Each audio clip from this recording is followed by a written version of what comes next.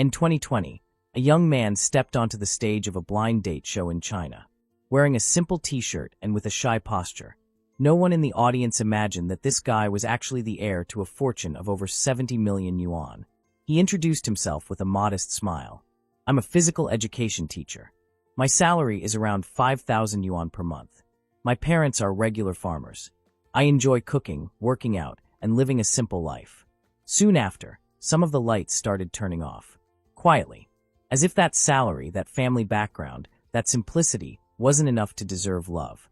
The clicking of lights sounded like a chorus of "next, please," echoing through the studio. But one contestant still had her light on. Curious, she asked, "Why did you make a point of saying your parents are farmers?" He took a deep breath and answered sincerely, "Because I once had a girlfriend who broke up with me when she found out who I really was. Since then, I prefer to be upfront about where I come from. That way, if someone chooses to stay, it's for who I am, not for my money." The audience fell silent. Then she asked again, "And what's the most meaningful thing you've ever done for a girlfriend?" He smiled, nostalgic. "Once, I saved all my allowance and took a 15-hour train ride just to see the girl I liked. I took her out, treated her to good food, and after that, I spent the rest of the month eating instant noodles. But it was worth it. At least you seem like a guy who puts in effort," she said in a neutral tone. But not everyone saw that as a virtue. Contestant number 17 crossed her arms and said with disdain, "You only earn 5,000 a month. Your parents are from the countryside. When do you think you'll be able to buy a house? More importantly, what kind of life can you offer a woman? Look at you, wearing cheap clothes that aren't even from a proper store. Do you really think any of us would accept a man without a home?" He replied calmly, "Maybe in a few years I'll have saved enough for a down payment. But I believe that when two people work together, everything happens faster." She laughed mockingly, her tone sharp. "A man with no house and no car? You're not qualified to get married. That's the bare minimum for a stable life. You might sound sweet, but that doesn't pay the bills. Here, respect comes with money. This isn't the West, where people live in romantic delusions. You're a lost cause." Her mockery was joined by others. Contestant number 5 added, "That's just the talk of a broke guy trying to sound deep. You say nice things, but you're just another poor man looking for a woman to split bills with. With 5,000 yuan, you can't even pay for a decent dinner with me. Honestly, you're a joke. Just another loser who thinks cooking makes up for everything. Who here wants to stoop to that level?" Contestant number 5 continued, her scorn in full display. "True love. How sweet. But love doesn't pay my bills, doesn't take me on trips, doesn't buy me what I deserve. You're a dreamer with no money, thinking effort is enough. With that pathetic salary, you couldn't impress a child, let alone a woman like me. Give it up, you're pathetic." Even with the attacks, he kept his dignity. "My parents started with nothing, and they built a family full of love. I believe feelings come before financial stability." But contestant number 17 wouldn't stop, her tone cold and superior. "That's exactly why their lives were so hard. I'm not repeating the mistakes of past generations, struggling just to feed your cheap fantasies. I want comfort, security, and you can't offer that." Contestant number 5 chimed in, sarcasm dripping. "A family full of love? What a lovely story to tell while you're working hard just to buy rice. With that ridiculous income, you couldn't even take me somewhere decent. You're a sad little man who thinks romance fills stomachs. Go back to your hometown and leave real women to those who can afford them." With each word, more lights turned off. One by one, the stage grew darker, like the guy was being erased in real time, until only one light remained. Contestant number 19, her eyes steady, decided to speak. "You said you like cooking?" He smiled. "I cook almost every day. I think there's something emotional about it. If my partner likes it, great. If she doesn't know how to cook, I'll cook for her." She smiled back. "I'm terrible in the kitchen, but I love good food. I've always dreamed of finding someone who cares like that." At that moment, all the lights were off, except hers. The host then asked the classic question, "Would you be willing to take his hand?"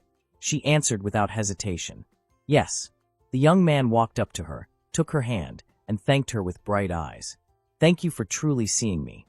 And then, as if it were the final plot twist in a movie, he revealed, "Before we finish, I need to tell you something. I'm not just a teacher. My family owns a large company. I have over 70 million yuan in the bank. But I chose to hide that because I wanted to see who would stand by me without knowing what I have. The other women who had turned off their lights gasped in shock. Contestant number 17 went pale. Number 5 looked away, and the silence on stage was louder than any scream.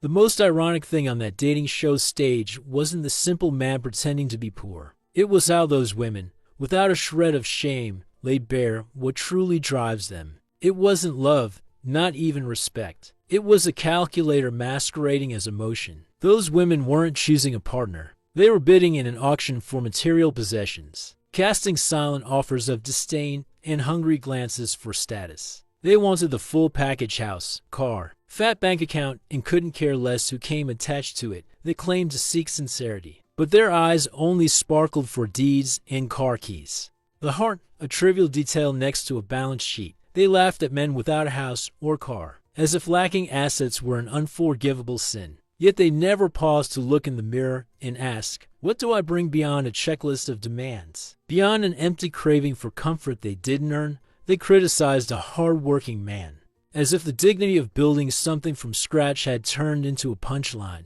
Effort, to them, was worthless. Only the finished product, served on a silver platter, mattered. They rejected men with modest dreams of a future, while fantasizing about living in castles they'd never lift a finger to help construct. They wanted the throne, but without getting their hands dirty. They scorned the humble teacher with an arrogance that bordered on laughable. Little did they know they didn't even measure up to the real heir. And the worst part wasn't the scorn itself, but the blindness, by mocking someone for their humble roots. They didn't expose his poverty, they revealed their own poverty of spirit. No amount of money can mask when someone opens up, shows their human side, and is met with coldness, mockery, and shallow judgment. The question goes beyond romance. What kind of society are we nurturing? One where status drowns out character, where appearances outweigh essence, where having has completely erased being. The saddest part isn't seeing ordinary men dismissed like trash, it's realizing how the concept of success has been warped into a showcase of instant wealth. Effort, principles, the slow building of a future, all shoved aside, traded for a blind obsession with a ready-made life, handed over without sweat. And they never stop to wonder, isn't this frantic chase for instant comfort making us blind to what truly holds a life together? Isn't it reducing us to trophy hunters instead of real partners? Stop overvaluing your own existence as if the world owes you everything on a platter. And stop belittling the journey of someone still carving their path. Because the real failure isn't an empty wallet, it's an empty soul. This inability to see beyond the obvious, to value what can't be bought. You can scoff at a teacher, mock his simplicity, but ask yourself, beyond this thirst for luxury you didn't build, what's left of you? What legacy do you leave beyond a hollow shell dressed up as superiority? And, ironically, it was the one woman who saw through the smokescreen who had the clarity to recognize the worth. Hidden in simplicity, unswayed by numbers or possessions that walked away hand in hand with him. Not by luck, but by insight. Because at its core, this story isn't about a fairy tale romance. It's about values or the lack thereof. It's about a society that's been selling its own for far too cheap, swapping authenticity for appearances, depth for shallowness, and the result? A stage littered with belated regrets. Women who bet on the wrong horse because they could only see the saddle. So tell me, what do you make of this upside-down world where priorities have gone so astray? How far will this chase for status take us before we realize how much we've already lost? Drop your thoughts in the comments. If this hit you, give it a like, subscribe, and ring the bell. See you in the next video with more real stories and truths most people pretend not to see.